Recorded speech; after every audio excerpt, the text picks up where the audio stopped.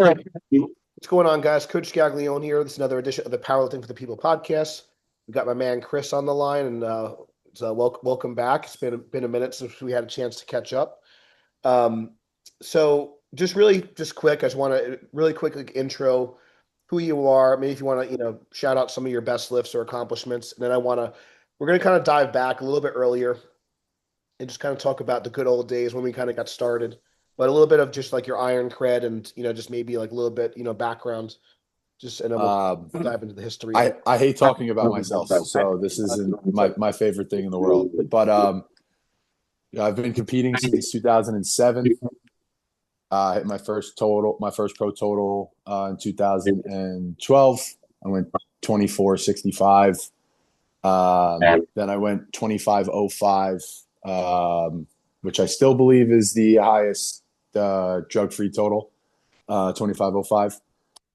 But recently, or not recently now, after a couple of injuries, but most recent numbers were 11.65 at 242 for the all-time world record. I think I benched 850 that meet at 242 unlimited, and then my best pull is 900 at 242. I have the single ply all-time world record, the multiply all-time world record, and the unlimited all-time world record at 242. Was I don't know if it was just really quick. I should have your open powerlifting pulled up, but one of the 900 deadlifts at one of those Meta Militia meets, or was that a different? There was I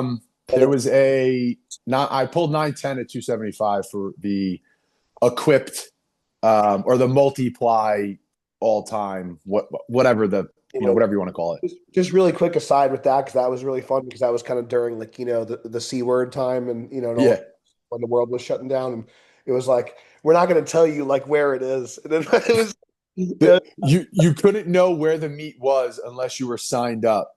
And I thought that was like so like awesome, but it was just like, it's like no one's gonna shut us down. It's like lifting must go on. So lifting must go on, and then I want to say like the next week there was a huge outbreak and all those people that were at that meet. Yeah, but it was just like whatever, just really like funny. Whatever, yeah. But that was some good times.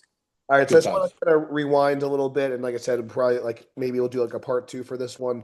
So one of the things, and then just really quick, just before because I just want to make sure I kind of get it in. So Chris's crew, Bergen County Barbell, little kind of aside there, because we've kind of like rubbed elbows and like kind of crossed paths like for kind of many years. We've done some clinics together. Chris was like, I was consulting with Chris for my programming.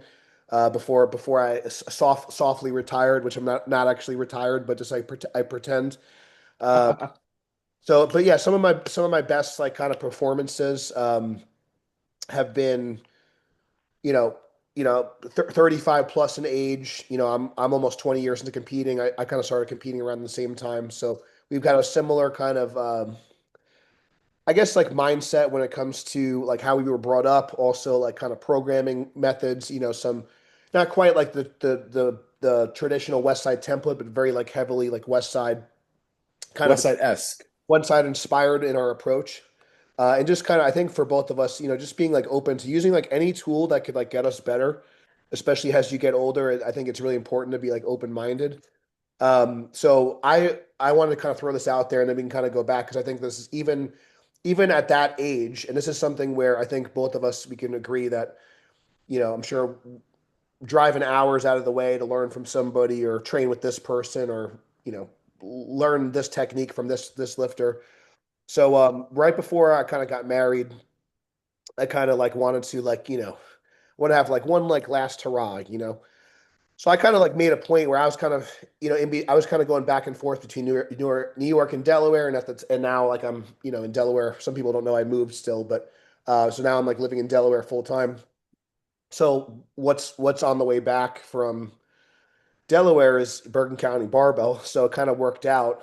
So I kind of like arranged like my living situation around like some training sessions with Chris, and I kind of got like an Airbnb and stuff. So it wasn't quite like exactly like moving to Columbus, Ohio, and to train with Louis, but I tried to do something. I really wanted to like, and especially like kind of like as someone who kind of coaches others, it's different when if you're like as you know like if you're the person that's kind of like running the sessions and stuff. I just wanted to kind of be like an athlete for like for that whatever 2 hours, 3 hours, whatever we were training. So that was really beneficial. And even it's like, yeah, could have I done like the workout like somewhere else? Sure, but it was one of those things where getting like another eyeballs and Chris and we're alike where it's like we're not gonna if something is like technically wrong, we're gonna like tell you like, hey, like this was shitty, you need to do this better or whatever. So I think that's really important where it's not just like you're getting a bunch of like cheerleaders, but you're getting feedback and you're getting coached up. And I think that's something where the live coaching and like the group environment is something that we don't really kind of see. So I think that's really important. So I just want to say you guys have a great crew. You guys are hosting a meet on October 26th. So we'll kind Yes, of sir. be in attendance for that.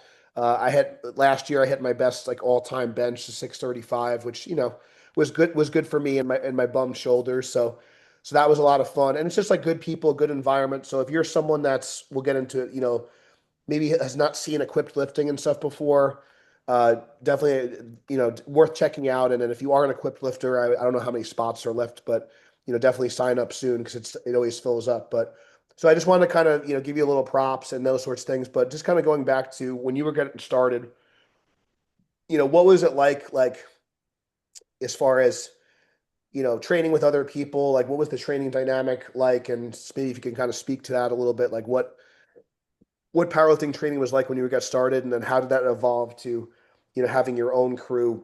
Because you have a great, and again, a lot of those guys and girls, they're homegrown. They're not like super. No offense to like Chrissy or Rob or anyone. They're not like these genetic anomalies. They're kind of I would say more.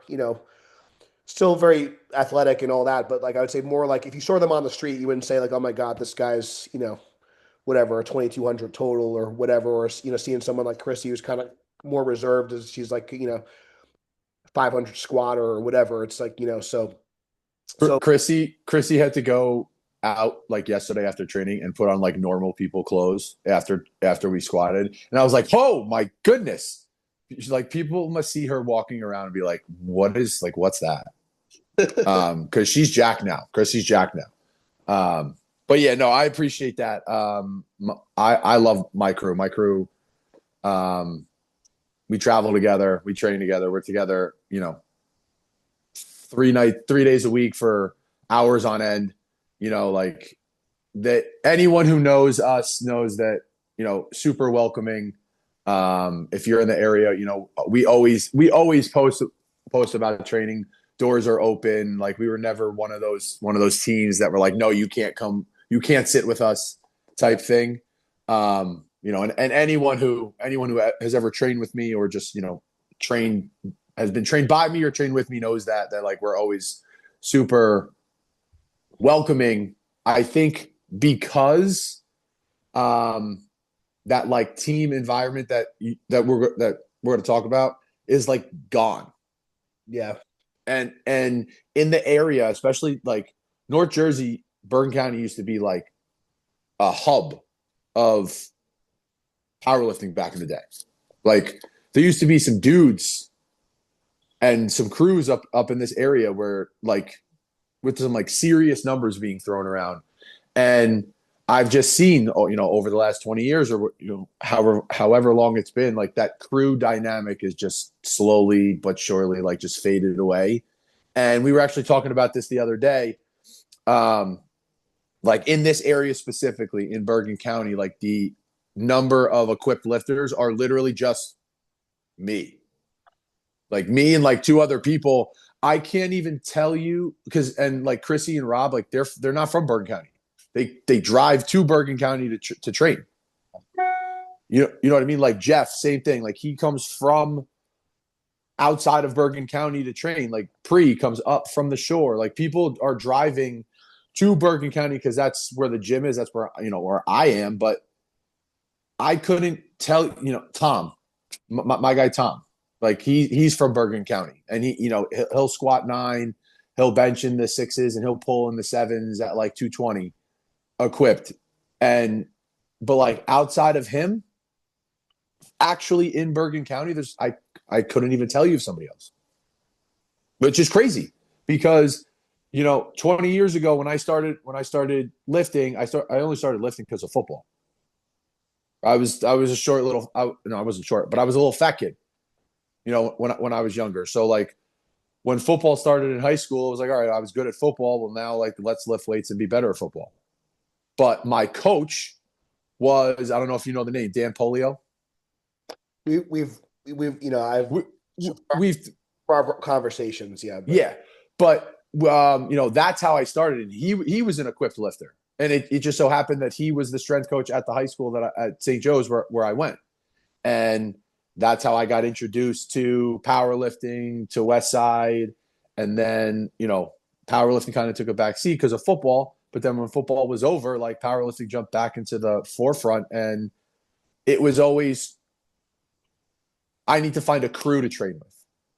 I need to find a group of people that are like-minded, that we share similar schedules, that we are going to train 2 to 3 days a week because that's what we need to do to get better. yeah. So I just want to pause for a second, like I'm just, because some of these conversations that like we've kind of had, in private and stuff. I just want to for the listeners to hear. So I do think that like one of the things that I think not necessarily a bad thing, but it's something that I try to be like tuned in with because I have wrestling was more my thing, but same kind of like idea where I kind of like it was a means to get better at the sport, right? But I'm sure like there was probably moments where like, man, this training thing is kind of fun, right? And I'm sure that was kind of you started to kind of develop, okay, because I know like for me, like I was like when I was done wrestling, I was kind of like, okay, like this powerlifting thing is pretty cool, and I kind of like lifting, so and Well, I don't want to just stop, so. it would for me. I obviously started lifting for football. Then when I went to college, played football in college. Sorry, I don't know what just happened. Played football in college, but then when I transferred, I had to sit out. I had to sit out a year because I lettered as a freshman. So when I transferred up to URI, I couldn't. I had to sit out. So instead of just not playing for a year, I started competing again. So in the middle of my football, there was powerlifting, and I want to say, by the time I went back to football, I think I was squatting up around 9, like benching in the 6s, pulling in the 7s, and it was like, I don't really know if I like football all that much compared to this, you know. But then it was always in the back of my mind, like, well, no, like football is your sport. That's what you're supposed to do. Like, go play football. But then when that was over, it was like, all right, well, now let's do this. And did 2007 Chris know that he was going to have multiple all-time world records? 15 years later, no. But that's our Yeah. path, my path. Yes.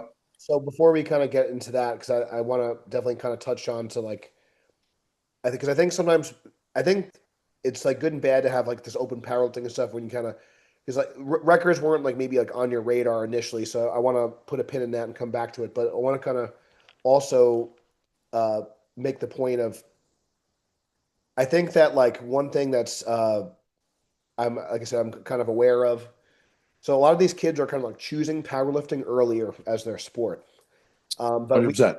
had the our experience, we were on like team sports, right? And then you had this like strength and same kind of thing. Like I think that, yeah. So so there's a different like, so as far as like the things that we were kind of taught and the things that were the expectations that were kind of put on us from our, old crotchety coaches, and all that stuff. There was a different expectation in terms of like learning to work together. And especially with football culture too, like it's just if you've ever like seen some of the videos of like, and maybe like some of the videos are that's a whole other thing. Is should there be like social media for the college football rooms and stuff like maybe, but because I'm sure some of the stuff that we did probably shouldn't have been posted online or whatever. Some of the things that our coaches did, uh, That's for sure. but so like obviously you're training with a group of guys, but like you have like this common ground. You're kind of working toward like a common goal. So even if like you know, um, even like with something like wrestling, because wrestling is an individual sport, but like It's an individual sport and a team sport at the same but time. also like I always say like I was just kind of talking with someone else about this, but like you're really only as good as like the workout partners in the room. And I think that's often like missed where it's like, yes, you could be like I think one of the first mutants and stuff that kind of trained like alone and stuff and did really well, like someone like a Mike Teixeira, and who's kind of come very prominent in like the industry now, especially on like more of the USAPL like tested side and stuff. Again, few and far between, but I think for like the most part, like a lot of great lifters were part of great crews, and Part of crews, a lot of always. a lot of great athletes. They're more likely than not they had some great coaches, great training partners.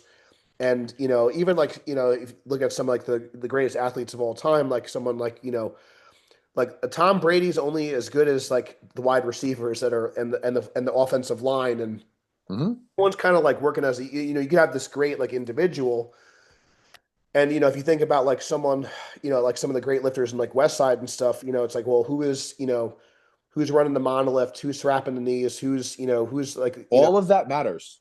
so like it's and that's one of the things where like I could have like done like the workouts and stuff for my last couple of meets, like just anywhere, obviously. But it's like, okay, like it's good to sometimes be like maybe the smaller fish and be like, okay, well, if I want to squat 900 or whatever, well, I'm gonna get with a bunch of other guys that are like they're routinely taking 1,000 or whatever, and then it's like not as so. I know like for me personally, I don't know if you remember or ever kind of ran with some of John Benor and those guys, but I remember Hmm. him like he like totaled around like a 2,600 uh, Hmm. single ply and multi and stuff. And it's like, okay, like when and I was going for like my first 700 pound squat at the time. And it's like when you see someone just dunk a G and then you're just kind of like, it doesn't seem like that. Like it registers in your brain. That's it's possible. And I think it's different than seeing it like on a video personally. But just going back to the original crux, like what do you think like the training with like a team, like as far as doing some, I guess, more traditional sports, like what that did for your like mentality and your approach? Take So you said it, and I never like I always thought that, but I never heard someone else actually say that's one of the reasons why powerlifting has shifted so much. Powerlifting was in the past was always something that you did in addition to playing sports. yeah. It was always, I'm going to play football. Oh, I'm going to lift on the side. I'm going to play baseball. I got to lift to get better. I'm going to wrestle. I'm going to basketball, blah, blah, blah, blah, blah, blah, blah, blah, blah. Now, unfortunately, I think it's twofold. One, kids are not playing sports, team sports at a younger age. So that they don't know how to communicate. They don't know how to talk to people. They don't know how to work together as a team. They don't know how to go back and forth. They don't know how to um, compete in a like small environment, right? Like in the room, in a wrestling room, like I never wrestled, unfortunately, but I coached, right? And the best rooms, like you said, are the ones that are very competitive, where everyone's trying to outwork the other one, everyone's trying to get better, everyone's trying to push the other person. If you've never played a sport, a team sport, you've never experienced that. You have no idea what it's like to practice for 2, 3, 4 months before the season starts, killing yourself, and not to mention all the workouts prior to that. Your camp, your preseason, right? Then your season starts and you're working for 8, 9, 10, 12 weeks, depending on the sport, depending on how good you are, to achieve a goal, right? Well, that goal could be different. It could be to win a league, it could be to win a championship, it could win a national championship, blah, blah, blah, whatever. But you're all chasing a goal, and there's ups, there's downs, there's wins, there's losses, and you are getting closer and competing as a group of people. And that's team sports. If you've never done that, you've never experienced that. So now you have all these kids that are not playing sports, right? They're just starting. They're seeing other people on the internet lifting, and they think that that's what they want to do, and that's like their only thing that they can do. Meanwhile, like there's so much other sport out there that like you can still do and be a part of, and but whatever, different conversation. But those kids are now never learning how to work together. So when they get older and now they want to start powerlifting, they're like, well, I'm just gonna do it by myself. I'm gonna follow what this one person says and what this one person does, and I'm gonna do exactly what they tell me, and I'm only gonna do what they say, and I'm only gonna lift what they where they say, and I'm only gonna wear what they say, and that's it. And unfortunately, while you do have some freaks walking around now, you had freaks. You had, I think, bigger freaks back in the day when you had five, six, seven people all chasing similar goals. Right now, that goal can just be to get stronger. But just think if you had five, six, seven dudes in a room all chasing like a number, what that would turn into. That was Westside back in the day. They were chasing all-time world records every other week at meets. Right? So what did you think what did those workouts look like?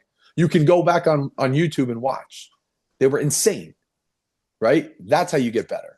That's how you get better as a sport. That's how you get better individually. You're watching other people, you're competing, you're learning. Training by yourself, you get none of that.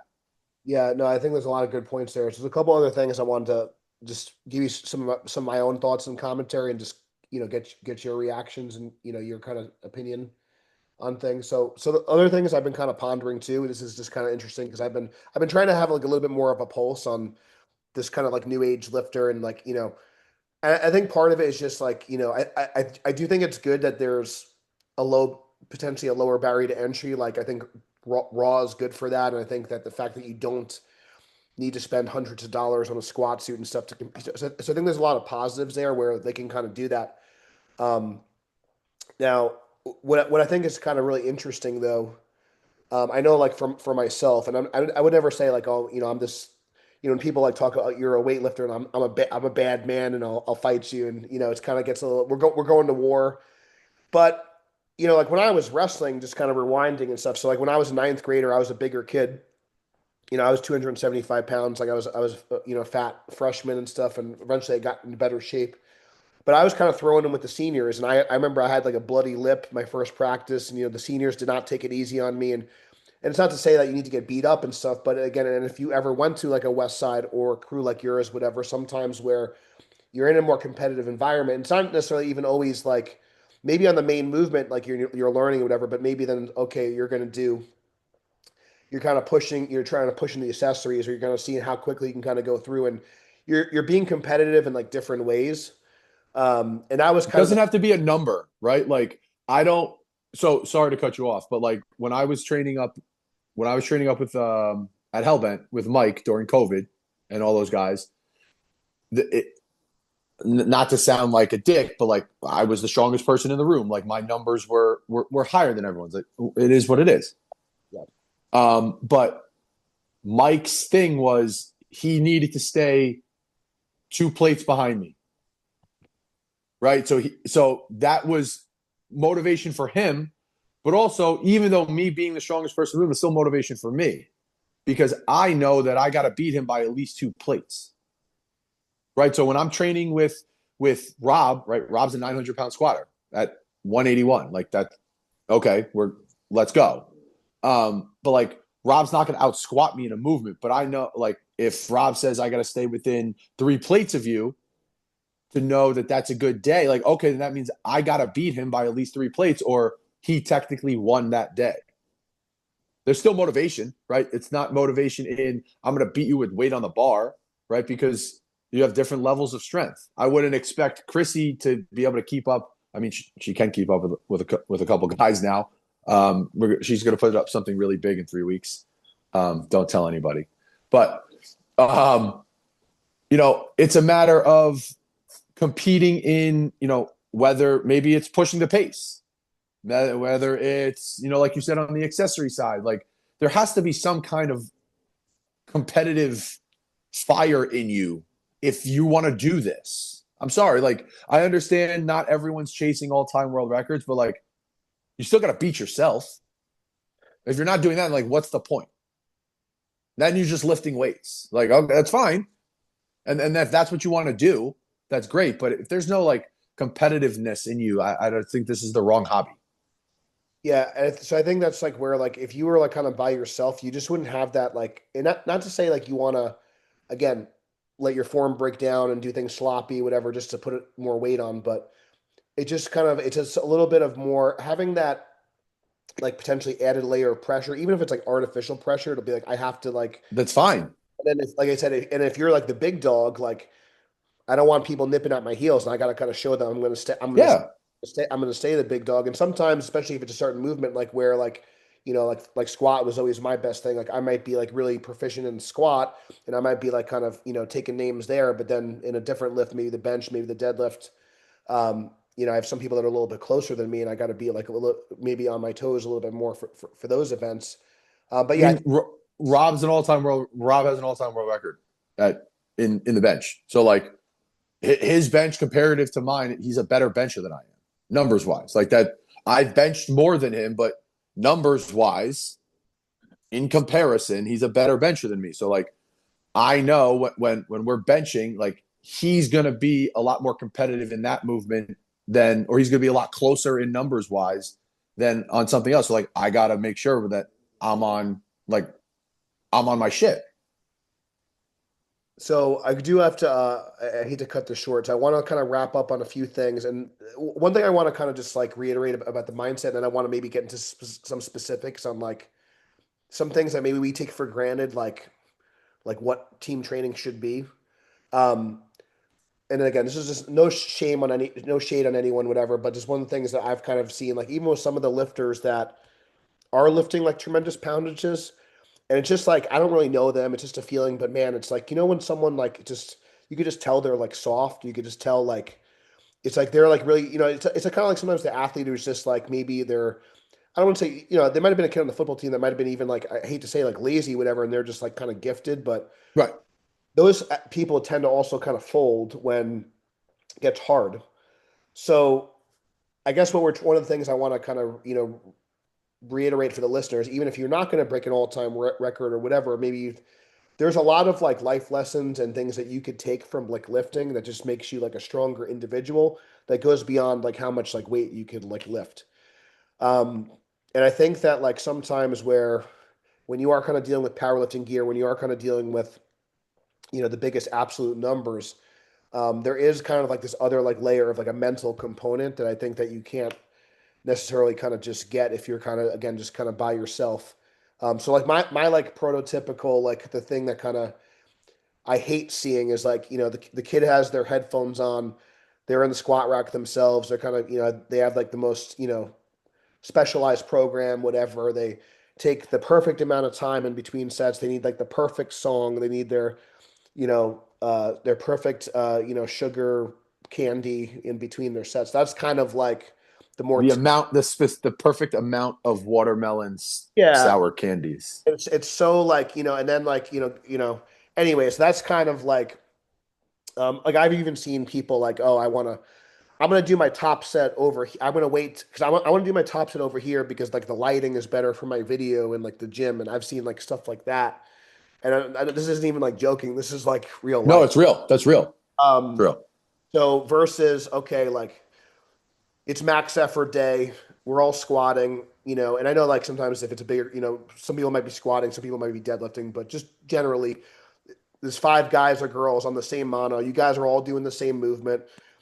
All right, we have big boy chains on, whatever whatever. So like, what does that like look like? And then what's the kind of the expectation of like when you're going versus your training partners going, and like, what does that dynamic look like? And what are some things that you kind of try to teach?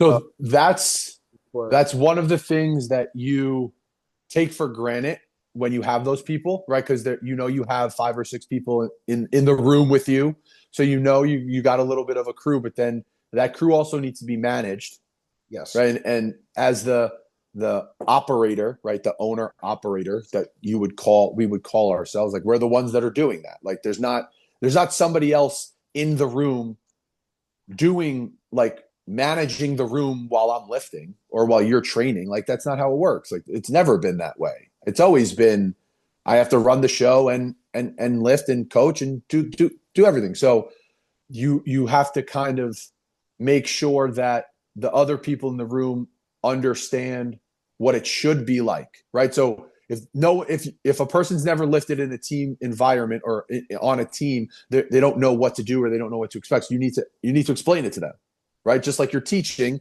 you got to assume that they don't know. So you got to explain to them what it should be like. All right, you should get there prior to whatever time you should be training, and you should be warming up prior to training time starting, right? So like, I know, granted, we're not the best with that. We take full account, but like, you should be there earlier warming up, right? You shouldn't, if the workout's supposed to start at 10, you shouldn't show up at 10 and start your warm up then. You want to be ready to go at the start time. That's You want to be ready to go, or in the middle, of your warm up, right? I Like, get point now. I'll just say like I used to say like we're opening the doors at 8. We're under the bar at 8. Like I'll kind of like like gauge it a little bit. but like just so people. But yeah, no. So that you get so then you guys okay. You guys are warmed up. You're starting to So kind of now we're warmed up. So now, all right, now there's 5 people on the mono. All right, well, now we got to see who's on what mono, right? Because we have 2. What are the movements that everyone has to do, right? What's the AR? What's the bar? What's the AR? Right? And then you got to kind of break it down. All right, well, there's 6 people in the room. It'd be easier if it was 3 and 3, but it's not going to work that way. So we got to go 4 and 2 because of bars. Blah blah blah. All right, so then you break up from bars, and then all right, well, he needs this much in AR, they need that much in AR. So then you got to figure out, all right, well, person A needs a light band, person B needs a light and a mini, person blah blah blah blah blah. Then once I want to just pause there already because I think sometimes one of the things I think sometimes that maybe gets extrapolated or whatever with like whether it be West Side Conjugate type training, that's like oh well, you know, it's not individualized, but it's like even like what you said, it's like you could still like cater toward the strength level or the ability. Well, in my opinion, Yeah, go ahead. you should be. If you're the coach and you're in charge of everyone's programming, everyone shouldn't get the same AR.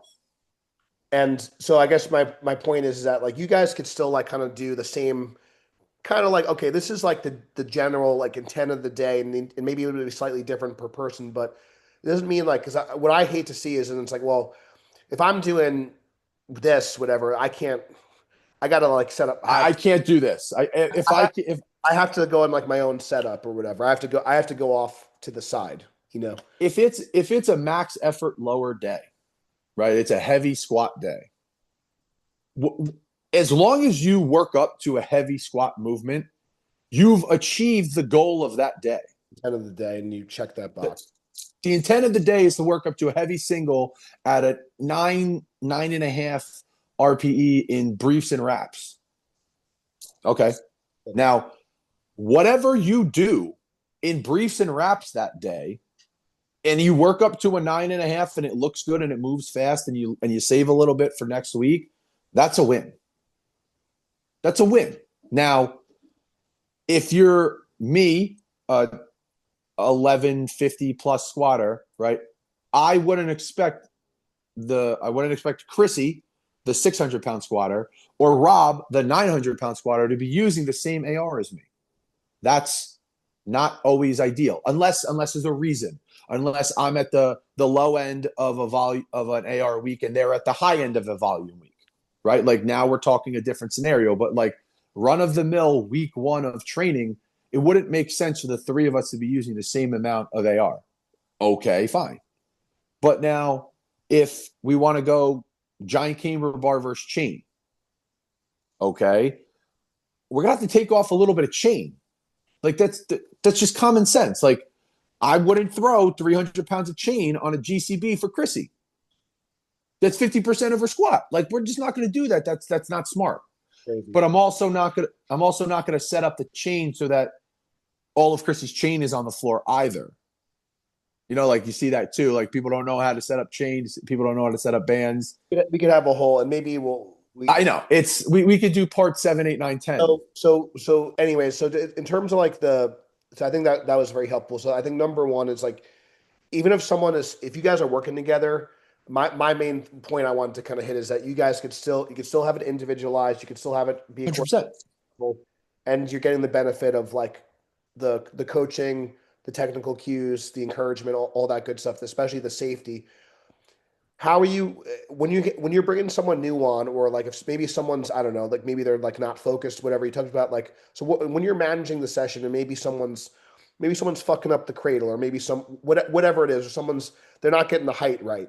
So what are some like things like, we're using the squat as an example, but what are some things that you're looking for in terms of like making sure that the crew is, and again, your guys are great, but if you see, maybe you see someone at meets whatever, and they're not, it's not like a well-oiled machine if they're not properly prepped. So what are some things that you're like looking for to know that the group is kind of on point and they're kind of meshing and cohesive? So what there's a couple things. One, I will start to notice that people are regurgitating my cues to other people.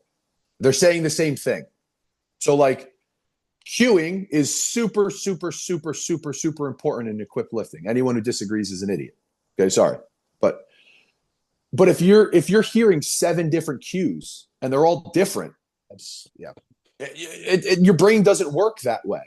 So one, I'm not saying that my cues are the best, but my cues are the ones that you're gonna hear if you're my lifter. Like everyone knows when one of my lifters are going because the entire room can hear me. One, because I'm overtly loud for a reason, but I'm giving the exact same cues to everyone. So when I'm lifting, I'm hearing the same cues that I'm giving. When Chrissy's lifting, she's hearing the same cues from me, but she's also hearing my cues from Rob. When Rob's lifting or Tom's lifting or Jeff's lifting, they're hearing my cues from Chrissy. So they're hearing the consistency of the cueing, super important. A pause. So there's a consistent language, and also you're making sure like and there's not like too many cooks in the kitchen where like you're kind of, because that could be, I see that as an issue where it's like one guy's like, I think you should go wider, or I think you should sit back more, and I think whatever, and it's like, so I think that's also parting, like you have to like kind of, there has to be some sort of hierarchy where like like Chris is like the leader, owner, operator, whatever, and then like, so because that could be like an issue, and then maybe like what the other person sees as saying is right, but maybe like we need to address that like either the next. Yeah, but that's not something that's not an in training conversation. That's a post training So conversation. Like, hey, maybe you let me cue him from now on. Type situation. and yeah, so I think that like the best crews are going to be the ones that are kind of like they're on the same page. They kind of know like what this particular like lifter needs, or like because you'll kind of see some people just have a certain tendency to like you're Right. Oh yeah, 100%. or you're not sitting into the brief as much as you should, or you're picking it. Like I know like one of the things you were trying to help me with, like I was picking, I wasn't really like picking with my hips, as I was kind of putting. Picking with your quads, But which a lot they were picking with. You were picking with your quads as opposed to picking with your glutes, and so there, that's that was kind of like a focal point like during like that training cycle. And if I decide to kind of push for a big squat again, that'll be something that's on my radar. Okay, like this is something I'm going to need to like kind of clue in on if I want to kind of get. you're gonna need that cueing, and you're gonna need to essentially coach someone how to properly cue you if you're gonna want that cue done the Yeah. right way. And then so now like I want to kind of, so that's, I think all that sounds great. So everyone's kind of on point. Everyone's kind of Okay, so now everyone's on point. Now training's going. All right. Well, now there's 5 people training. You're on one mono. Each person needs slightly different AR. Okay. Well, now after one person goes, the AR should be changing. Bar weight should be changing. Height on the mono should be changing. The person who's about to go should be getting ready. Right? They shouldn't wait till the bar is loaded for them to start putting their wraps on and putting their belt on and doing their whole shtick. Right? Like everyone's time is important, so you should be moving quickly. If you're not the ones racking weights and changing weights, like you should be getting ready or helping someone get ready. Right? And then when the bar's loaded, right, go lift. And then everyone's there, everyone's around you. The team is now focused on you, on that one person lifting. They're making sure that person is safe. Bars back in the rack. Okay. We now are changing and we are working, like you said, a well-oiled machine. yeah. So I just want to kind of reiterate, and I think that's also helpful in like a meet scenario too. So you're kind of used Oh, to 100 million%.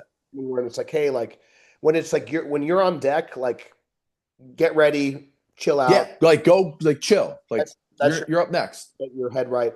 So now, and I, this is something we've kind of talked about too, like privately. So one of the tough things, if you happen to be kind of like quote unquote like the leader and sometimes like if you're like away or whatever, that leader might turn to Rob or that leader might turn to Chrissy or whatever. But whoever like the leader of the session is, what advice do you have for me if there's coaches listening? Now you have to like take the coach hat off for a second, squat 1,000, and then so Well, what do you so kind of mentally shift, and now you have to kind of like, all right, kind of zone into, because you obviously you can't like mess up what you need to do because that could be well, catastrophic as well, and you got to be. it had well, it's kicking dog. Um, it happened yesterday. We have Chrissy, Antonio, and Jeff are all prepping for Strength of Heroes, right? So they're taking their last heavy squat, You're doing right, that. on one mono. So we got straight weight, we have openers and second attempts going on one mono, and then you have me on the other mono with I know it was something like in the eights and like 300 or 350 in AR. Okay, so hold on, the dog is chewing a cord. Give me a second. You can't chew that, bud. Stop. Or you're gonna get electrocuted. We don't want that. He's looking at me while he's doing it too. Like, oh, I'm gonna eat this. Yeah, we're not going to the vet today. So one, I gotta coach them, right? Besides that, I'm getting their gear ready, right? Their suits, I'm lacing suits, I'm doing straps. All right, you need your knees wrapped. Well, guess what? If I'm wrapping you on meet day, guess who's wrapping you 3 weeks out? I am. Okay, so you see me try to, crawl down, plop down to like my knee in my briefs and my suit. Like you can picture it.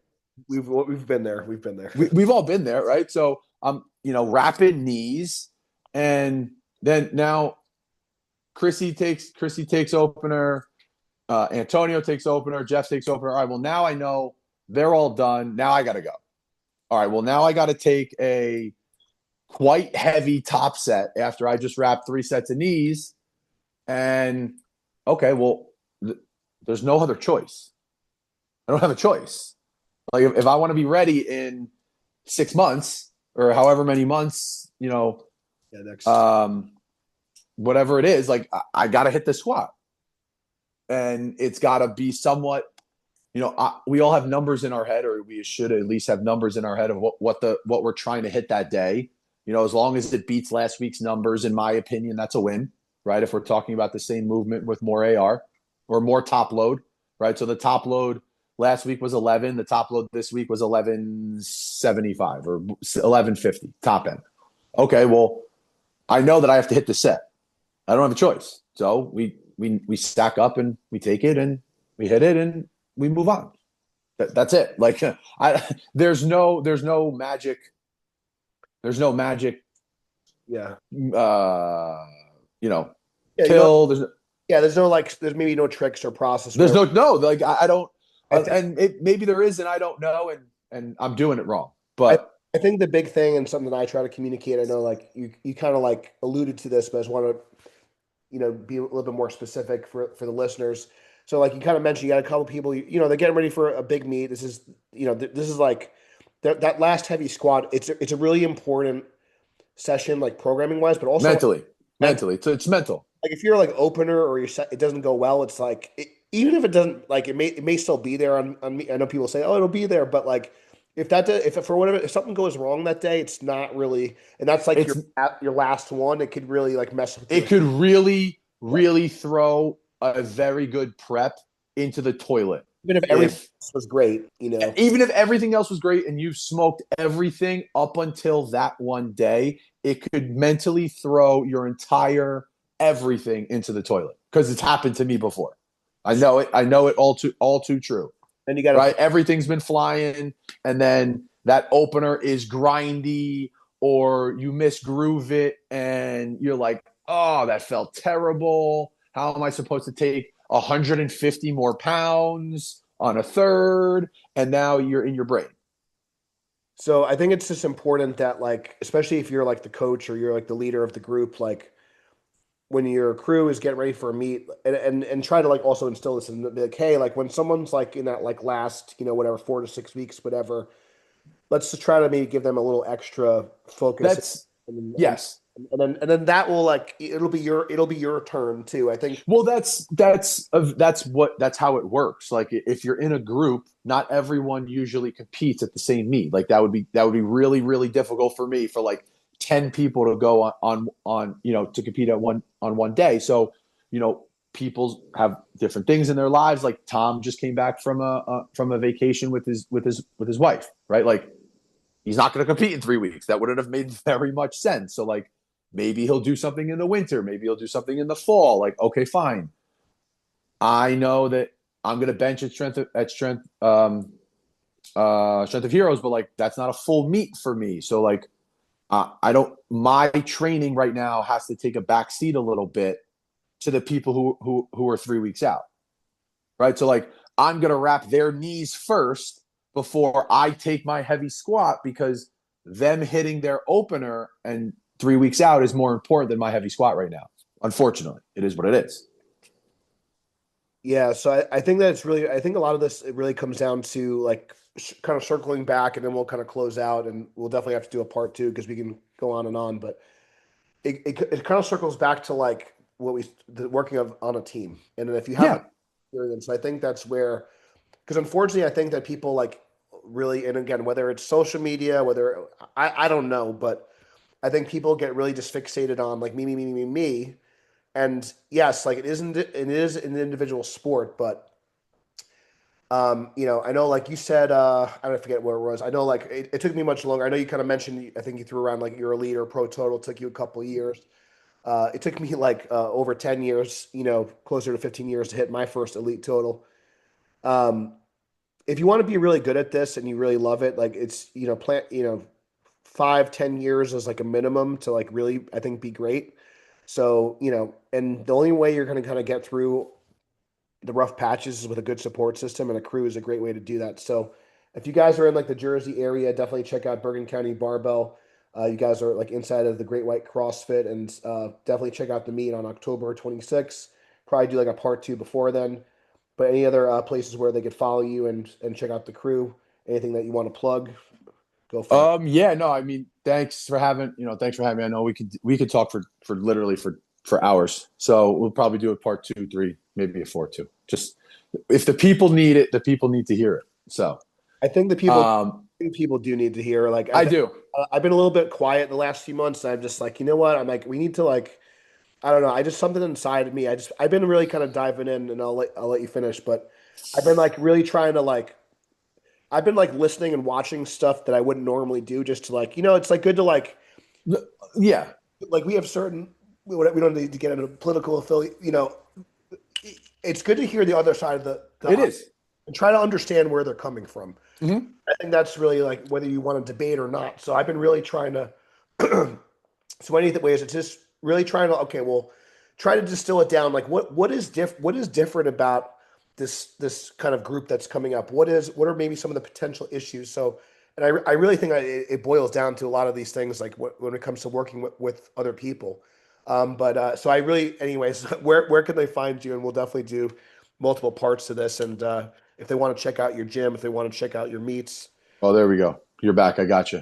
I lost you there for a second. just you want to plug your Instagram Oh or yeah, I appreciate it. Instagram, please check us out. It's at BCB Training Systems. BC Berg County Barbell is our home gym, is the location of our home gym, but the team, the online team, and the in-person team is BCB Training Systems. So that's what where our Instagram is. If you're local to North Jersey, or you don't even have to be in North Jersey, if you're local to the area, come by, check us out. We're in Hackensack. I mean, we got some people driving like 90 minutes one way. So like you got to travel if you want. Unfortunately, that's the state of the sport right now. But the meet is October 26th. It's Halloween Havoc 3.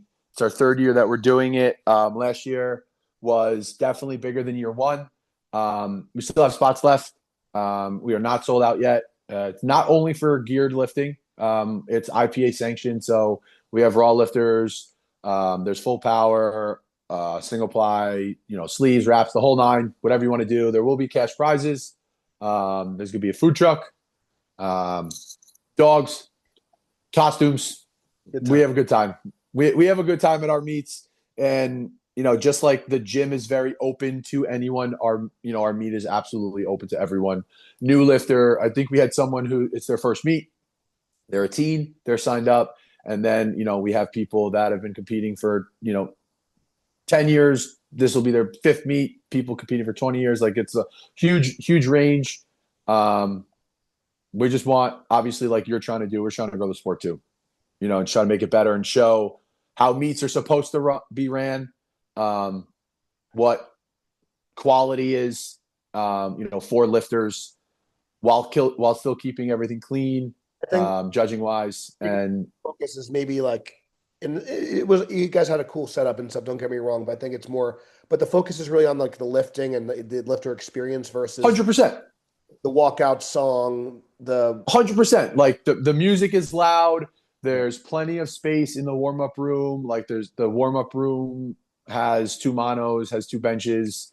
So it's not like one of those situations where everyone's got to warm up on one mono. Like, that's terrible. I've had to experience that, where everyone's got to warm up on one bench. That's brutal. So we're trying, from all of my years of competing, right? I've seen very, very, very high quality ran meets, and I've seen really, really, really, really shitty meets.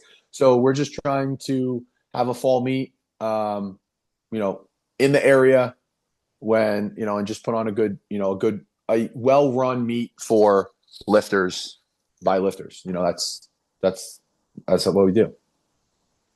All right, guys. If you guys enjoyed the podcast, please give it a 5-star review. Please give Chris and Bergen County Barbell a follow. And if you guys are in the area, I would definitely check out Halloween Havoc on October 26th. And we'll probably do some more before then. But until next time, guys, stay strong, and we'll see you soon.